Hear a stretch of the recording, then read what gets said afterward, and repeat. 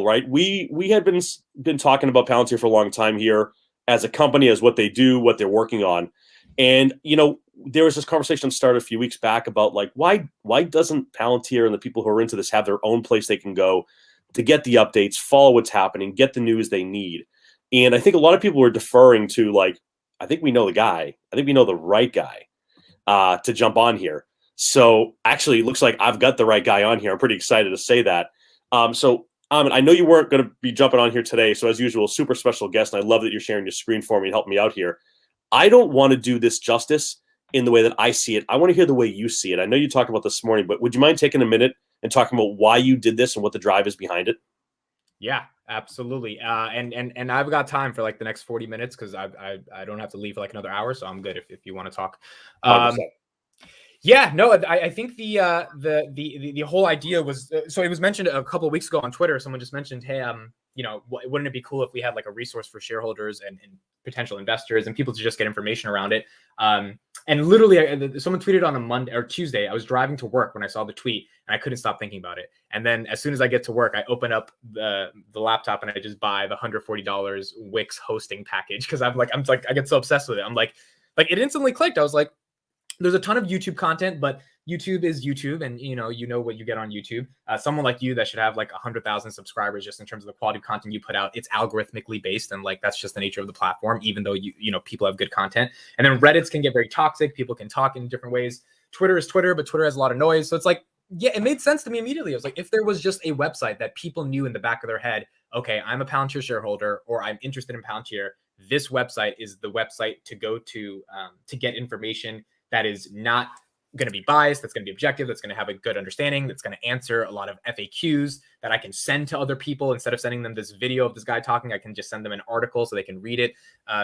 It seemed like a no-brainer. So at that point, I was like, well, if we are on what I believe is a rocket ship, but the rocket ship has not really taken off yet. It took off in February 2021 on an immature path, and now it's back to normal, and now it's going to have a slow and steady rise to the top. Then that means there's going to be more interest over Palantir over time, especially with the cult-like following that it's starting to develop. So if there could be a resource for that, then that would be dope.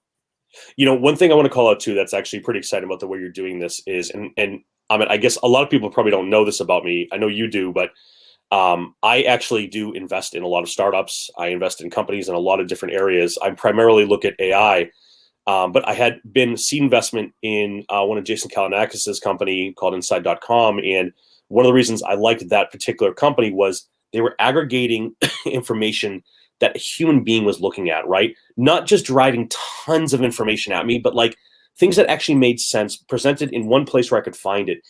And as there was a conversation going about you launching this and why you're doing it and the reasons you were doing it, I was just thinking like this is such a perfect example of why you want to pull it together. And what the purpose of doing this is it's really just a location where we have someone who's putting the time, the effort, the background to actually look at this, read the articles, post them in a thoughtful way, make sure they make sense. They're not fluff or written by someone just trying to make a nickel on an article.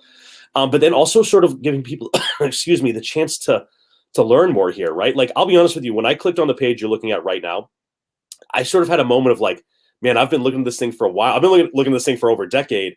And there were names on here that didn't come to mind right away. And I said, geez, I want to now look into each of these and see what they mean. So I think there's something big here, and I think the way you're doing this is going to be really helpful to the community as well. And I know I had heard you mention earlier that like there's no ads on this or anything like that. Let me be the first to say, I think you absolutely should consider how you can monetize this without having to cost anyone anything, because you're doing a big thing for the community here.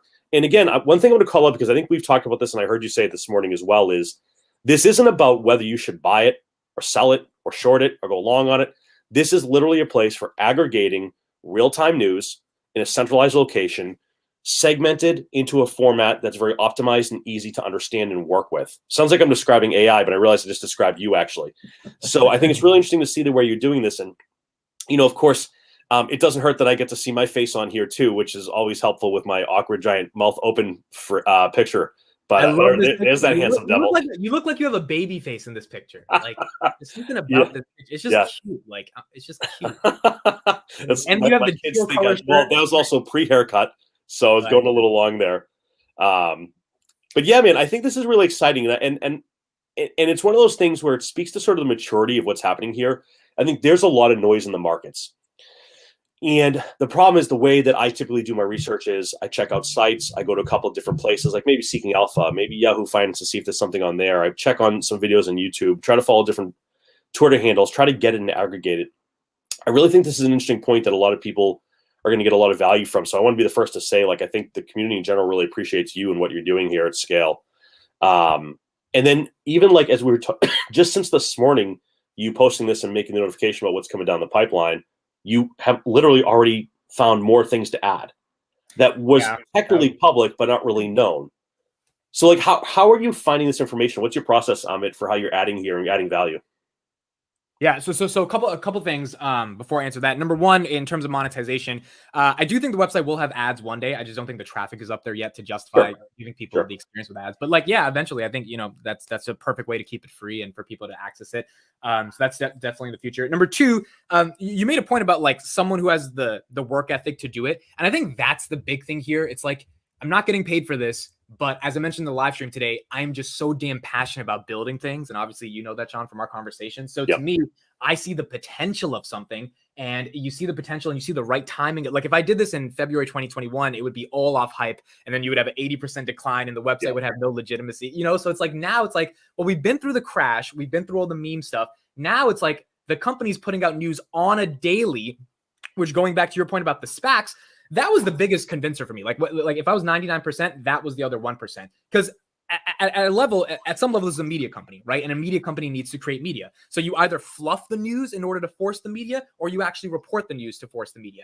And over the past 4 months, it's been a case study of like, well, does Palantir actually have the level of news at this moment in 2022 to be able to meaningfully report it? Because if not, you're going to have clickbait articles because you got to get clicks.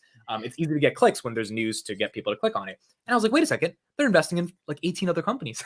And all of the companies and the trajectories of those companies have an actual impact on Palantir, whether it's product partnerships with SPACs like Wejo, or whether it's bad stuff happening to some of their SPACs, like being investigated for fraud. I mean, these are all things that are interesting at the end of the day and impact this, unique strategic initiative by Palantir. So that's why I was like, I think there's a lot of news ultimately to report. And then following up on your point, how do I find information? Literally last night I got a DM from someone on Twitter saying, hey, I want to stay anonymous. I saw your video on the Palantir working with the Lithuanian government. If you Google Ukraine Palantir homes for refugees, you will find this website right here. And if you Command F Palantir, and this is what they told me in the DM, you will find this statement. Let me share this tab instead. Here we go. The DLUHC and the Home Office have appointed a third-party company, Palantir, so it's not speculation, it's just right there on the official gov.uk website, to assist with a coalition analysis and support relating to the expressions of interest for potential sponsors in the refugee crisis that the UK is trying to find a home for Ukrainian citizens. And then it's like, wait a second, this is news. So I wrote this article literally after the live stream. It took me 20 minutes to write this article. And it's kind of like poetic because it's like, well, he launches a website. He says he's going to be breaking news. 10 minutes later, he broke some news. And now it's there. And now the information's out there for everyone. And this got 249 views in the past 20 minutes. So one thing I want to call it too, first of all, we just got a great question, right? Is this actually up and published and can people start checking it out? Yeah, dailypalantir.com. It's up. Very cool. And that's where I was this morning, actually reading everything on it. So one thing that you called out too that is particularly interesting is the ability to search your site. This is sometimes the struggle when you Google something like Palantir News and you have articles from 15 different sources, some of it's on Twitter, some on YouTube, some on different types of social media. It's very hard to find specific things that maybe you're looking for as part of your research. So myself, as an example, I like to go very, very deep into a company's books, their numbers. I want to understand, things like CAG or NRR, how they're growing, how they're acquiring customers. So it's very tough for me to pull that together when I have to check IR websites against Yahoo websites, against whatever. So that's a really great benefit too that a lot of folks don't think about initially is by having the aggregated source of news in text format, I can do things like search with Control F and really find those words or key things I'm looking for. So one thing I'd be interested to learn as well, are you planning to do something like posting their live streams, posting their earnings reports? Are those things you'd would consider to put on here? Yeah, I mean, I guess you could think of it as a Palantir media company or a media company built off of Palantir. Cool. And that means that, and this does not work if the company either does not execute against its thesis or there's not enough interest in the company. I mean, it's the brutal reality of the media business, as you know. If people don't care, they're not going to care. And it's taking a big risk. And it is a big, people might think Palantir is like going to be amazing. And like, we think that, but you never know. And it's like, if people just aren't interested in it anymore, this website's a dud. So I believe part of the job of the website is to create the media that gets people interested, but the creation of the media can only happen if the company is interesting. So there's a symbiotic relationship there, but live streams, earnings, all that stuff, I think that'll be a central source for people to get accurate information. Yeah, and it's funny because I think we've talked about this before. We talk about it all on our own channels, and even like a question we have, right, is like, do we see upside in the business, etc. I think that's what this is all driving towards. Is when we think about what's happening in here, it's easy to just look at a stock price and just at the numbers. But when we look at all the different things they're working on, the different articles that come out, the news that we're putting together, the things that are being shared about them, etc. I think that this is where having one place to find it for me personally is going to be a good spot. And I think the parallels, by the way, too, of the way Tesla's been doing this, and they have folks in the community who have dedicated responses to what they're working on, what they're building, how they're deploying. I think this is very much a parallel to that. And again, sort of like a bravo to you, man, for really taking the effort here to put the work into this, because frankly, let's be honest, it's a lot easier to make a video for 30 minutes on YouTube by a mile than it is to build out a website, connect content, and update it on a regular basis. So, and you're doing it for free, by the way. So for what it's worth. And I want to call this out too, just for everyone who's watching. I mean, I got asked this question the other day, and I really want you to say it like live on camera. You do not work for Palantir, correct? No. You're not affiliated with them. You're not being paid by them. No, I think they definitely know who I am though. So a couple things. Number one, so I tweet this today. This tweet has like 200-300 retweets, or it's like 150 not 150 retweets, 150 likes, about like 40-50 retweets. It would blow my mind in the world that Palantir social media people are in that they don't see this. Like, there's just no way, in my opinion. So the question is, when they see this, and I've been trying to psychoanalyze this, like, I think, first of all, they think it's a good thing because there's free media being created for them where they don't have to do the work. So it's like, okay, that's number one. Number two, they might be a little bit scared because what if I report some news that looks bad on the company and the website has 1 million viewers one day, right? And like that news comes out. But I think that risk is mitigated because it's like Seeking Alpha would do the same. So it's like bad news can be bad news at the end of the day. Yep. Number three, and here's the big question. Here's the big question, Sean. By the way, I just tweeted that I'm live with you right now. So hopefully we get some more people in over the next couple minutes. Here's the question. Is Palantir going to embrace this type of platform? Because with Elon, he has. Gali from Hyperchange, random 20-year-old, got to ask him a question at a shareholder meeting when retail investors were never allowed to do this. So Elon, he's tweeting with people, interacting with people. He retweets these blogs all the time. He's about to do an interview with Dave Lee and Rob Maurer. Like, he's like, look, this is a cult-like stock where you don't get a 20x return in 1 year in a world in which there's a pandemic unless I have this following. So he plays to that crowd. Karp cannot do that because he works with the government. He cannot be on Twitter saying, like, it's not going to happen for Palantir. So It's a question of if their social team is going to embrace a platform like this. And I'll be excited to see if it's going to happen. I'm skeptical, but I don't work for them. And if I did work for them, they would never allow me to put this much of my content out there. So we'll see if they care about the website. Yeah, it's interesting too, because your call out on something like a Seeking Alpha as an example. Like, it's not that you can't include those kind of things in here and those opinions and those articles. And I'm sure there's a way to do that. But to your point, like, there's sort of like this.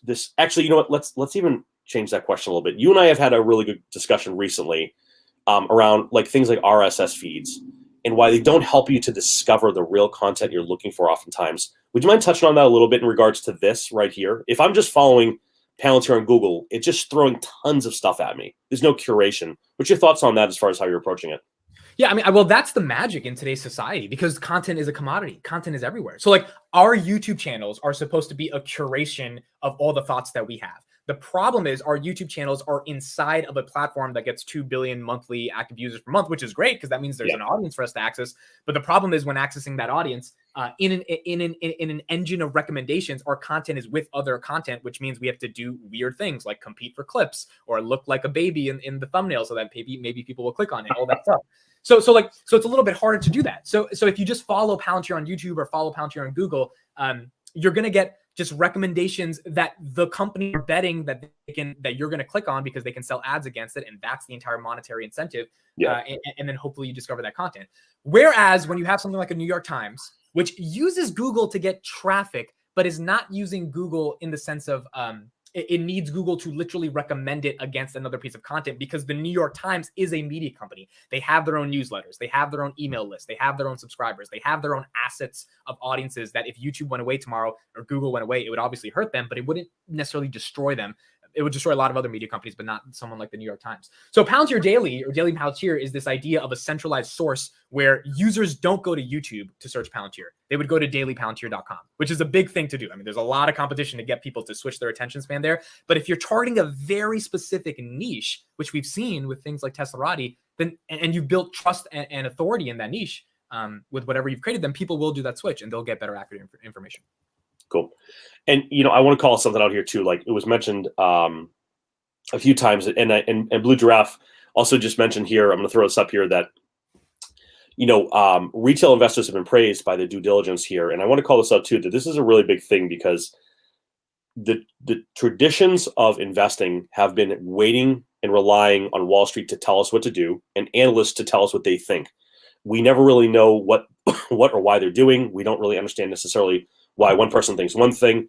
And our approaches to the way we invest are very different. If everything you do is based on what you're being told from an analyst, well, an analyst has sometimes a short-term view.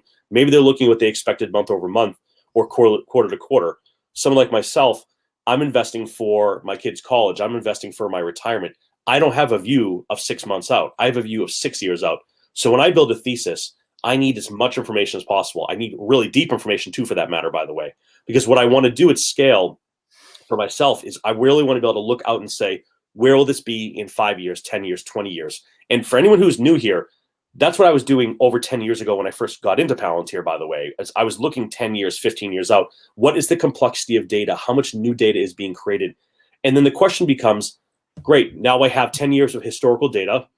I own a company, right? I've got 10 years of historical data. What do I do with it? What are the trends? Once I understand what it's looked like, I can get my arms around what has happened.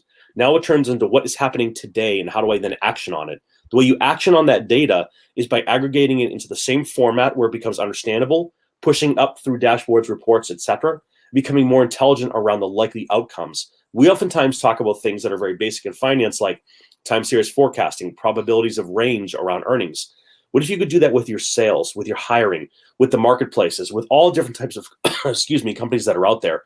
And this is why we get a lot of questions, I think, that are along the lines of, will we hit $1 trillion in market cap? Do we see a $100 price target? Listen, I don't know. What I know is that we have a trajectory that is known of the growth of data. Like we're talking insane amounts of daily data being driven all the time from everywhere. And now more than ever, we're seeing in traditional databases, we're seeing data lakes, we're seeing structured data, unstructured data, we're seeing social media data, we're seeing everything.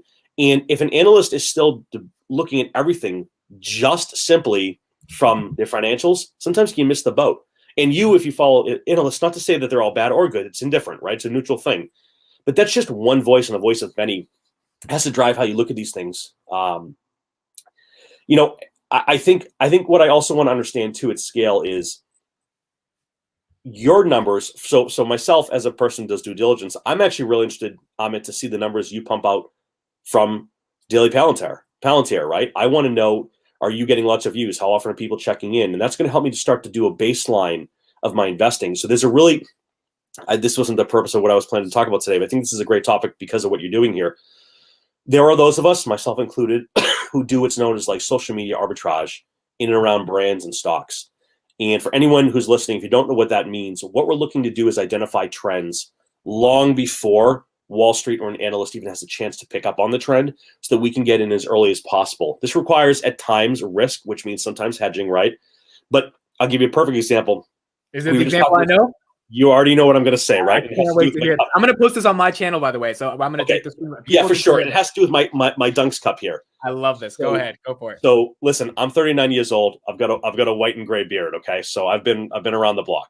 I was sitting in a Dunkin' Donuts a couple years back, maybe a year and a half back, 2 years, who knows, right? And I'm looking at this like screen above me of this young girl, probably late teens, holding a Dunks brand of a type of coffee I've never seen before, like cold foam and all this crazy stuff. And I said to myself, like, wow, I have no idea why they're advertising with that person holding that drink. And I kid you not, as we talked about the other day, 3 young kids in front of me, all 3 ordered that drink. So I get up to line. I say to the kid behind the counter, say, hey, who is that? They say, oh, that's Charlie from TikTok. I have no idea what that means, of course, right? I'm not on TikTok. I don't know what Charlie is. I start looking into it and I realize Dunks is now connected to their brand with an age group that has had absolutely no access to Dunkin' Donuts advertising at scale, none. And the Dunkin's model, based on stores that have predictable revenue and predictable investment, makes it very easy for me to scale out a thesis of what I think they can see for growth and CAGR. So that's a good point about the predictable revenue of a Dunk, because if you know how many people come in per day, that's Well, this is the Starbucks thesis, right? If I know exactly what the margins are by store, I can easily calculate it by the number of stores per year growth, and then overall 10-year growth plans for the company. And it's almost like what the company's going to be worth 10 years ahead of time. It's very predictable. This was a case where Dunks was still public. I went like, and I gotta pump this up on the screen. This is what happens when you're 39 years old and you say what Charlie is. I hear Charlie, I think Tiger Blood, right? If anyone knows what that means.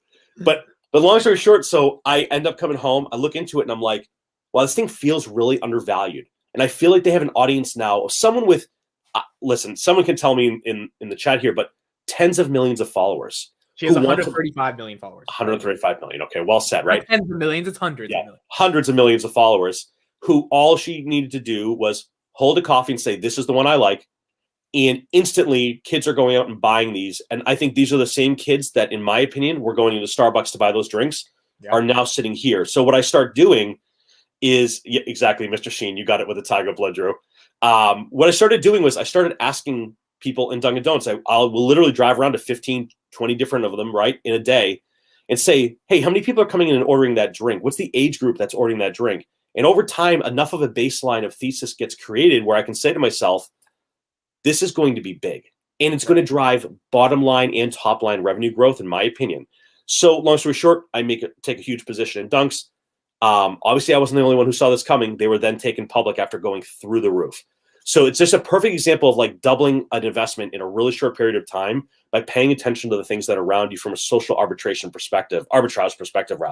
This makes me think about what you're doing. And I want to be clear, neither of us are suggesting anything even close to financial advice here. But what we're talking about is due diligence. We're talking about the way you think about reporting, investigating, and understanding. When articles or a website dedicated to something like a Palantir, I'm saying that weird today, Palantir, right? Palantir, right? When they're starting to get that attention, what I think is happening is it starts to bring more of that focus into like, is retail starting to pay attention? Is retail getting bigger and deeper pockets for investing?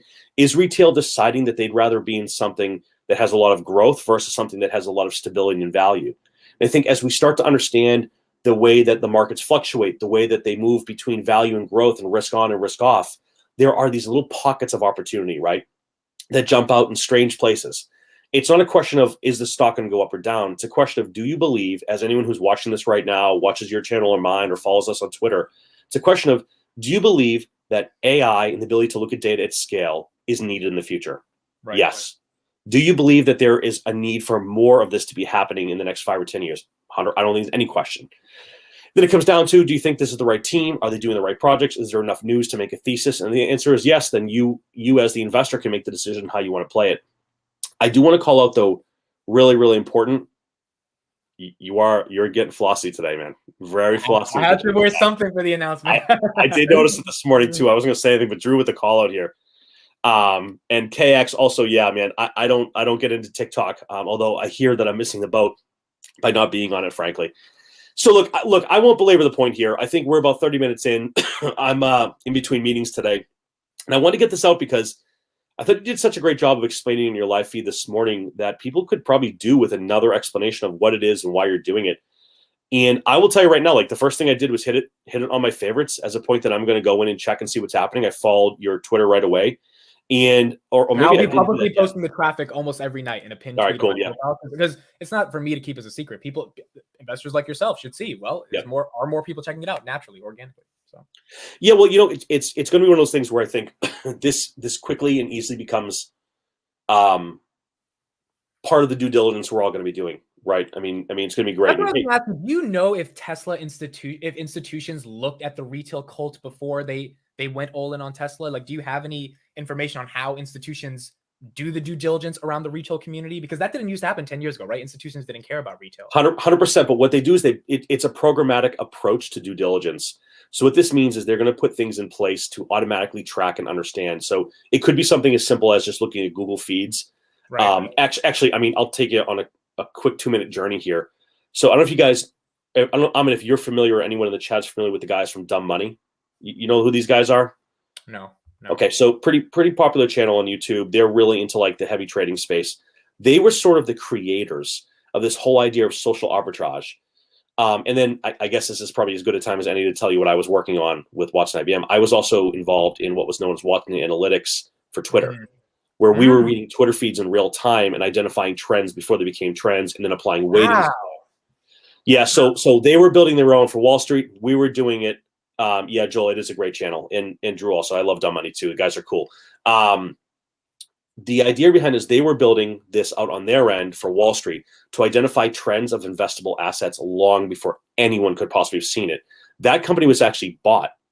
And now the guys just do it on their own as like their own channel, their own thing. But I can promise you right now, Wall Street is doing this. But I got to call this out. I got to call it out because it's so important. And analysts are doing it as well.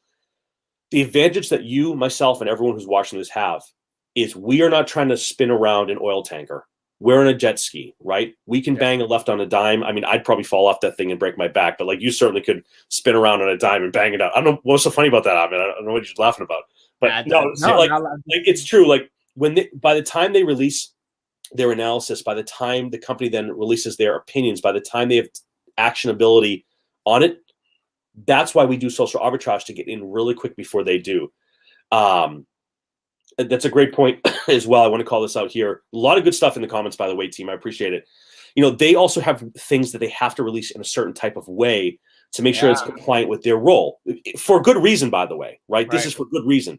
But when we look at this as just another area of due diligence for ourselves, it's a really great way to do it. Like, I know we're off the topic slightly here, but like I actually do ask questions because I work in the AI space full time and I work with deep learning, neural networks, the whole shebang. Like, there is a lot of things that become really interesting when you understand that your due diligence is 24/7 if you're taking this serious. So I will ask companies where I go, or even like I said with Dunkin' Donuts, I'll ask them. Actually, I do this all the time. To be honest with you, I'll go into Starbucks and say, hey, how many customers do you think you did today? Is this a busy day compared to the day before? Is this a busy week? What's your busiest time of the year? I do this at restaurants, I do this at retail places, I do this everywhere I go. And I think that this just has become, over the past 20 years of being an investor, what I'm on is a constant exercise of how to gather data and then analyze that data in a way that works for me based on the way I look at it. So that's why personally, I think, you're someone I consider a friend, someone who I think is doing great things, someone who I want to see do even bigger things, and we're going to keep talking about that. But what I really appreciate is you taking the time of your life, which is already busy as hell, as I know, and aggregating this into one place where I think a lot of people are going to get value from it. And so if nothing else, I think the takeaway today, full stop, is you're providing a free, really valuable resource. And I would encourage every single person who sees this and watches it and sees it on Twitter, like, do yourself a service and go and check out this site, check out the Twitter handle. And like, let's call a spade here. Let's get you to the moon, man. I can't believe you don't have 1 million subs on YouTube for the value you're dropping, by the way. But I think I'm social arbing you, man. If I could invest in your YouTube channel, I'd be seed money #1, just so you know. So let's figure out a way to do that too. Yeah, man. So I'll say a final couple things, and then we could head out. I think we mentioned mandates and like certain proper disclosures and stuff like that. So I'm not a financial analyst. I don't have those sort of regulatory concerns on me. What I do have is free speech. And that's the beauty of living in America. So the nature of free speech means you've got to put something out, obviously within reason, and then the public gets to decide if it's valuable. So like if the content is trash, if people think, oh, dailypalantir.com is just FUD, or it's just this, or is that's pumping out, they're just not going to go to it. So like an analyst from Morgan Stanley, they're not supposed to put out a bad report. And if they do, there's a lot of confines in it. It's still within regulatory frameworks. For a little blog like you and I, if we put out a video and it sucks, people aren't going to watch another video. If I put out an article, it doesn't live up to the hype, people aren't going to read the articles anymore. So I think the beauty of like just being a blog outside of those regulatory mandates is that you've got free speech on your side within reason. Obviously, you can't be giving like financial advice, you can't be doing manipulation. And then the world gets to decide if this website is an authoritative source to give it the benefit of the free speech and the attention that they're coming to be able to use the website. So I think like truly the content will speak for itself at the end of the day. It's not going to be because a bunch of people on Twitter retweeted the site on day one. Traffic, as you know, dies immediately. So it's like you've got to keep it up consistently, which goes to the second point of like, doing this for free and doing this with a busy life. I think, as you know, attention is the biggest asset in today's day and age. And with the whole Charlie arbitrage, Charlie has 140 million followers, puts out a drink. That attention is way on the upside for Dunkin' to the point where they have to go private because of, like they have so many things going on there. So I think attention is at scale. Attention requires you sometimes to sleep 4 hours a night, wake up in the morning, write those 3 articles, get things going. Because if you can get that attention, I mean, that is a valuable resource. Gally from Hyperchange will always be known as one of the first people on social media in 2016 that was talking about what rights law was. And now he's investing in like 25 different startups a year as a 25-year-old, because when he was 19, he was able to get the attention of people by not fluffing, putting out really valuable information. And that's the goal of this. We got to get the attention. We got to make sure people care about it. And if the company can execute and we can cover the company on its growth potential, then this could be a big thing over the next 5-6 years. Yeah. Listen, I appreciate everything you just said. I love the way you capped that up at the end of the call. Apparently you had to pitch Audia to me. I just saw that comment. Omar, we might have talked for 3 hours last weekend, by the way. There may be something there after all. We'll have to get back on that one. Maybe that's another conversation to have publicly. So I'll tell you what. First of all, I appreciate everyone jumping on. I know it's lunchtime. Everyone's super busy. I had no idea I'd be having you on here as a guest, so thank you for troubleshooting and tech shooting with me, by the way. And with that, guys, thanks for watching. Check out the site. Check out the Twitter handle. I'll put them in the description below once I get this pumped out. Thanks so much, everybody. Owen, you missed everything, but I'm not going to put this back to watch. Owen, you missed everything. Sean, last question. What do you want for lunch? I'm going right back on the road in about 15 minutes to go and grab a flight to Dallas. So there'll be no lunch today for me. I want to be you. Like, your life is like just so exciting to me. Getting a flight, going to do stuff. I love it. It's awesome. When you're born handsome, life just comes at you. That's the way it goes. That's what I hear, anyways. Cool. Brother, really good to have you. Thanks so much for jumping on, and congrats and good luck with everything, man. I appreciate you so much, man. Talk to you later. All right, brother. Bye. Bye, everybody.